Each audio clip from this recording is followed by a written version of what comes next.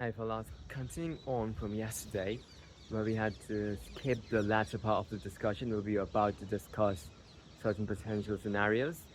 Let's pick up from there, from right where we left off. We're going to start off with the dystopian ones.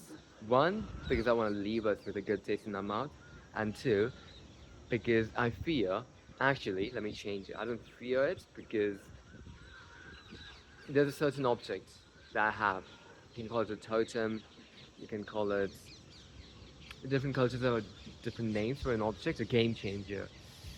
And as long as I'm alive, I'm going to do my darndest to ensure that we do not go down the dark paths, the gloomy paths, that the sunlit uplands are what is in front of us.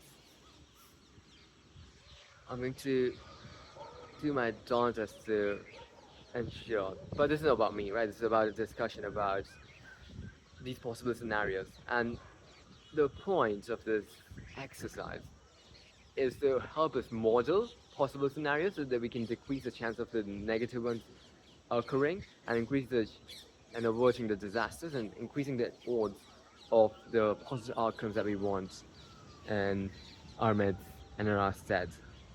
So I'm going to start off with some good old disaster prevention by imagining a pretty dismal world, right, where AI has rooted itself in incentives and systems that lead to net negative outcomes for the greater many. The world, this world is one where the means of AI, those who own the means of AI, own pretty much everything. And because they don't need any workers, because they've got a million times better workers, a million times faster,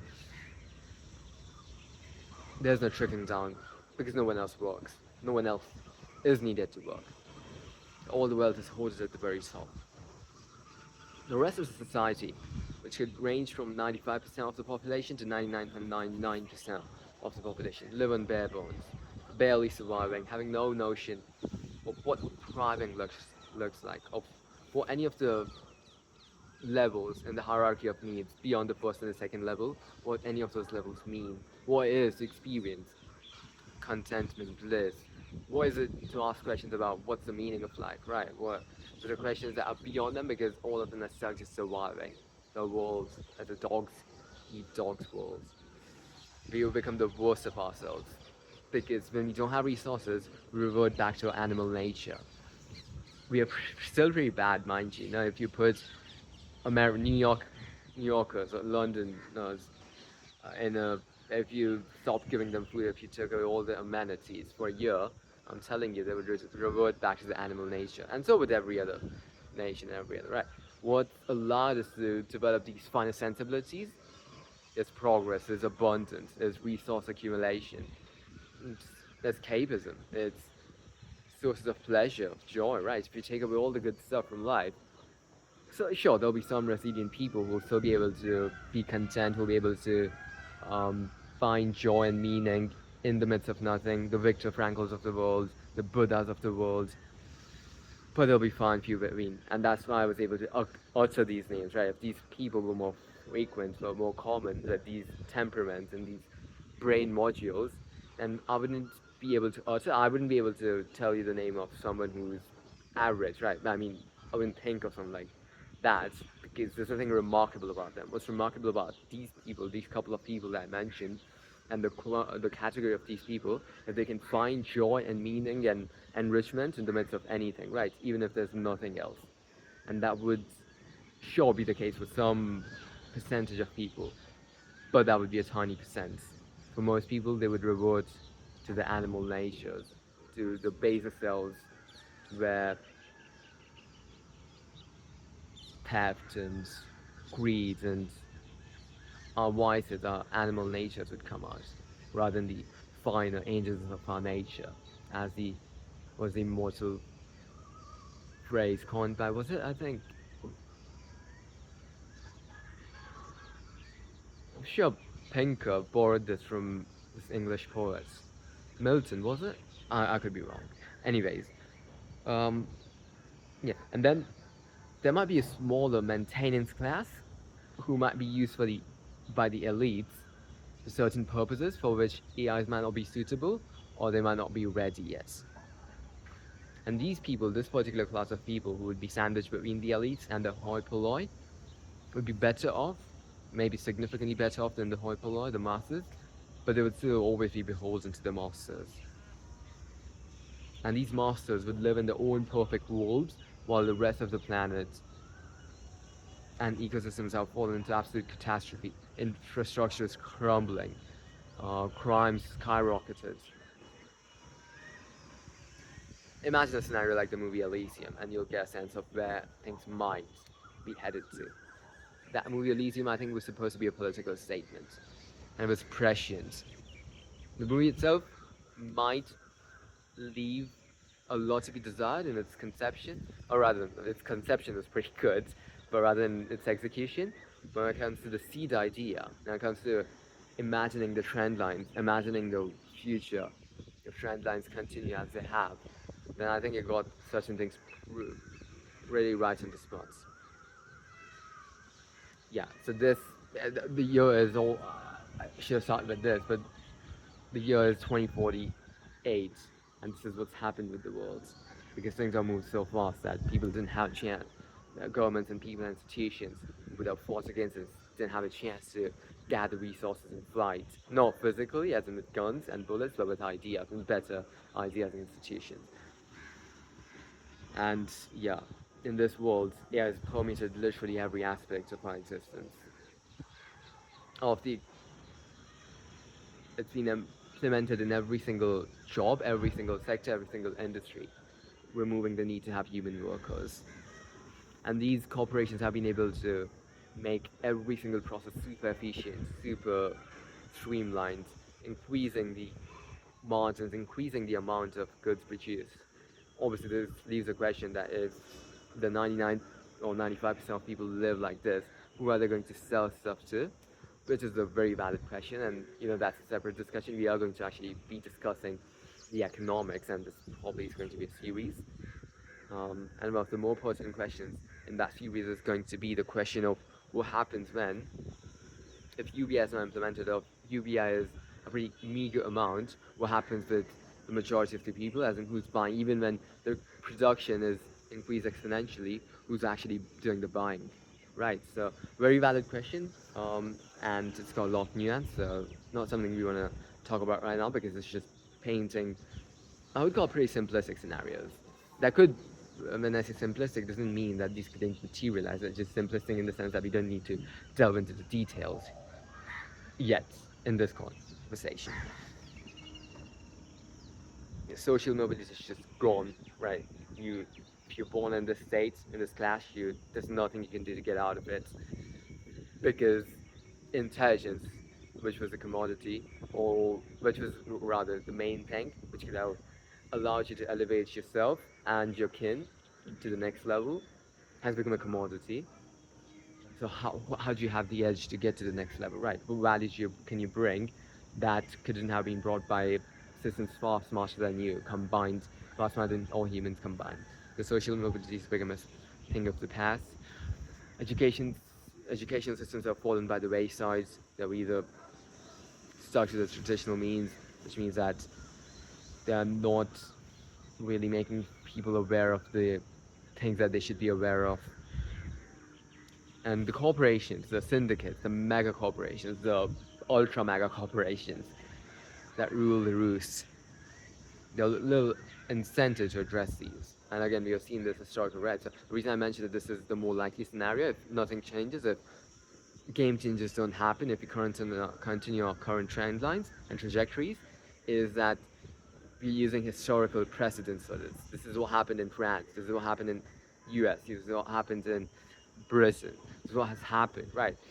There's been a lot more democratizing, which has been happening. And again, AI could be a democratizing force, and we'll look at that in the very next minutes.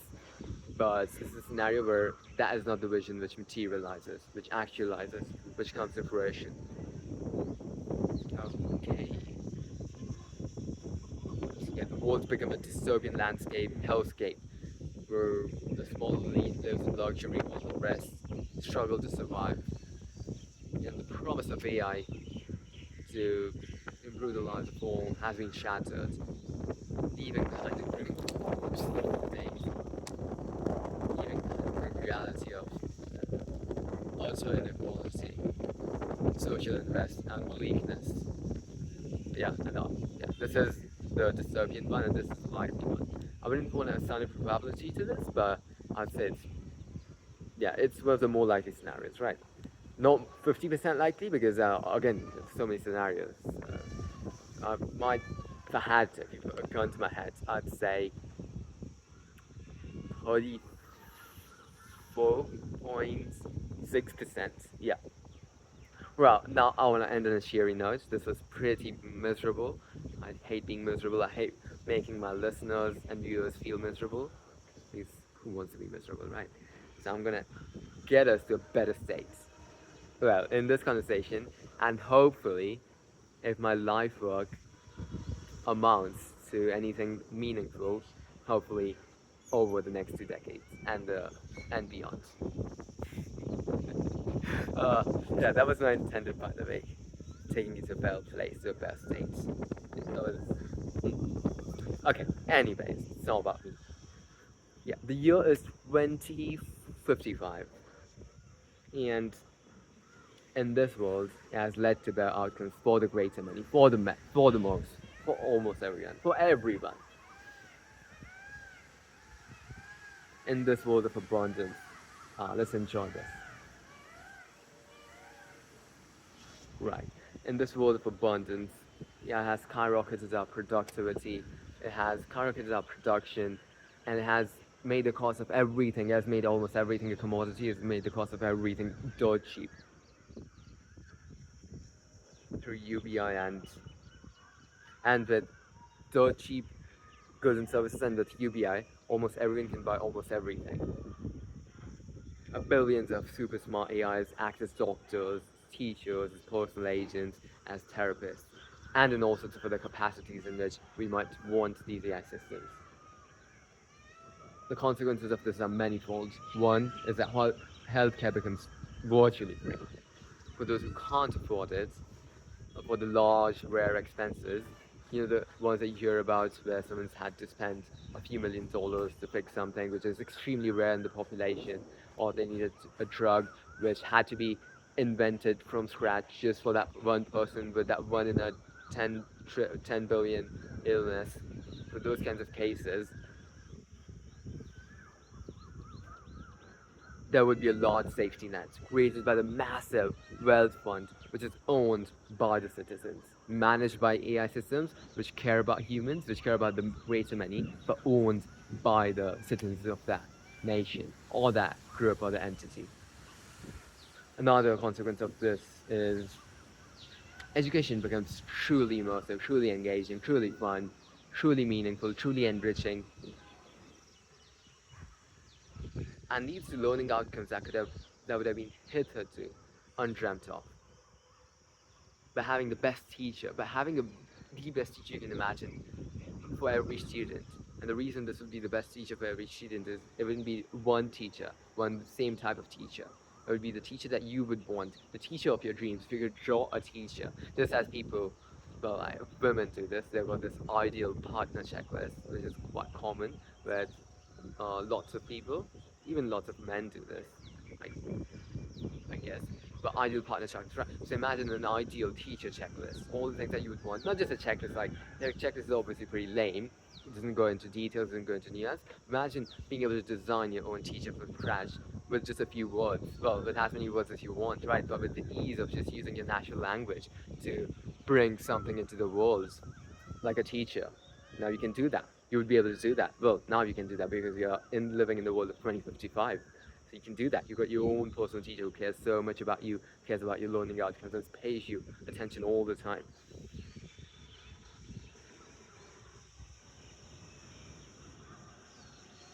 This would also allow older adults to continue learning, just for the fun of it, just for curiosity, just to satiate their curiosity, um, just for the joy of it, joy of learning, which is one of the greatest things about the human experience.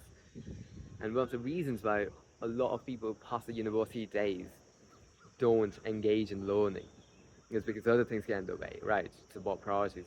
It's our limited time and energy allotment. How much time do we want and energy do we want to spend on this, right?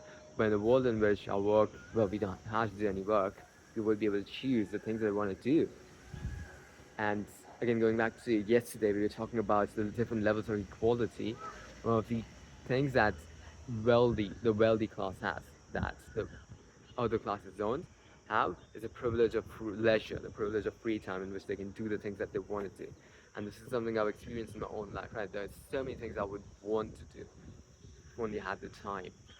At least hurts me. The reason that I'm mentioning this in this context, in this moment, I don't. Again, I want to keep my own thoughts to a minimum when I kind of talk about these things. But this is a pretty pertinent point that we want to do stuff that we simply cannot do because we've got limited time, and that's again a level, a dimension of equality, being able to have do the things that you want to do with the time that you have. So again, this would also make things equal on that front. These kinds of AI systems and the implementation of AI systems in these way rather these ways. Everyone would maintain absolutely peak mental fit health with a personalized expert, that expert therapist or psychologist based on whatever you may need. That helps you get to the root cause, or if you got a problem with that, just helps you navigate life as effectively in whatever ways that best suits you. Helps you get past your blind spot. Helps you understand yourself better. Helps you make better decisions and helps you maintain routines and practices that keep your mental fitness humming. Artificial intelligence has revolutionized all industries, every single one. In some industries, it works with people. In other industries, it does not need people because it does a far better job than it would do with a human companion, with a human companion worker. But all the proceeds, they all go to humans rather than being hoarded at the top because all these companies, they are again owned by the people, by the citizens fund. So this is again an economic model which could become prevalent, which if the government supports the issue, I think this is what could happen. All the means of production would be, I mean, we're talking of communism here, which I absolutely hate in this context, in the world we live in. But if but I'm fine with communism or socialism in that world. I think it's inevitable. We'll get to that. I don't want to offend my American viewers or listeners, especially Republican ones, who might, okay, call me Nazi for even um, exhibiting sympathies with socialism. But I don't. I absolutely despise socialism, its current formulation, and its current, well, in the current moments in time. It's just not necessary. It's just stupid, right? The stupid, okay, I wouldn't call it the stupid ideology. Nazism takes the cake, but it's a damn stupid ideology. And Nazis were socialists, so yeah, checks out. Okay, jokes apart. Jokes apart. Yeah, it's revolutions are everything. Means of production are owned by people, which means that all the wealth trickles down to the people. Some people can still make wealth because again, we want to live in a world where if people want to go above and beyond, there shouldn't be any wealth caps. Wealth caps rather. You don't want to live in a world where everyone's equal, and this is one of my controversial takes, which I was going to add yesterday, but I didn't. I would choose not to add it because that's a very spicy take, a very controversial take. And somehow it doesn't seem to me that I want it to be added to this discussion. Okay, you know what? I'll just give it a shot. I think we might be over indexing on equality, right? Yeah, we might be. I could be wrong. I mean, I've got barely any world experience. Um, haven't had these discussions with people, so my thoughts are not well fleshed out. They're not well thought out. They're not well um, studied. It's just a hunch. If you over-index too much on equality, remove you dissuade the people who rise to the top, it's being the 0.001% of people at any point in time who have moved humanity forward, right? The rest of the people just engage in maintaining things as they are to maintain things, right? But we need those geniuses, those brilliant people to rise to the top. And if we make everything equal, if we focus too much on equality, remove that edge. Now again, in the world of, let's enjoy this. In a world in which you got super genius AIs, we will not need super genius humans. But to take away those incentives and to take away, reduce the specialness of certain people, to make focus too much on equality, I think that might be a path that might not be optimal for, again, considering the nature of our species. But that's, again, maybe a separate discussion, maybe not. But this world of 2055, where everyone's got everything they want, super abundant, AIs have been sent to space to strip mine elements, so we live in a beautiful planet where there's no mining, there's no heavy machine, there's no heavy industries, which is the vision that Jeff Bezos has. The one thing that I love about him the most is that, I mean, it's a bit hypocritical because it also is the biggest pollutant. I mean, if he wanted to, he could have fixed the, because Amazon packages, there are millions of packages being sent, delivered every single day. When you think about the cardboard and plastic pollution, they are cutting down trees in the hundreds of thousands every single day, and they're polluting rivers. Anyways, again, that's a separate discussion. I'm getting digressed. Um, but the point is that this is what he wants to do with his O-ring plan, which is to move humanity into space, or rather keep the Earth as a paradise, and then have, because you also want to have trillions of humans, right? Earth is just not going to be enough. If we can have trillions of humans on the planet, but that would destroy all the ecosystems. So what we're going to do is keep this as a natural paradise, move most humans to O-ring like structures. These are, well, self-explanatory, right? These are massive rings, like the Halo ring, the Halo game rings, and they have their own artificial gravity, Earth-like gravity. They can have their own Earth-like ecosystems, but the view would be magnificent, right? When you look up, you see the opposite part of the O-ring. So, yeah, it would be. I'm reminded of the fun times I had playing the game Halo. But yeah, so most of the people would be living in these O-rings. That would be a whole lot of fun, and heavy industries would be established on planets, asteroid belts, etc. Right? So it would be equal even for animals. It would be a great. When I said a good world for the greater many, I also included animals and wildlife and ecosystems in that greater many because they share this planet as much with us as much as we share this planet with them. They own this planet as much as we own the planet, right? We actually don't own the planet. We should be the custodians because we have the intelligence to be custodians, to be the guardians of these species who don't have. If an asteroid came tomorrow and wiped everything out, wouldn't it be a moral duty to take as many species with us to space to set up a backup as possible? Yeah, it would be, right? So again, it would be equal for everything. It would be a veritable utopia. That's what it would be. Um, with that vision in mind and in your hearts, I'll leave you with the thought that it is in your hands, the dear listener or viewer, to make this happen. And you can. I trust you. I trust you that you will be able to do this. And you will be able to get together with your band of brothers and sisters to do this. Because we need this. We want this, right? We want the world that's better for the more and for the many. So let's make that happen. Cheers for your time. I'll see you soon.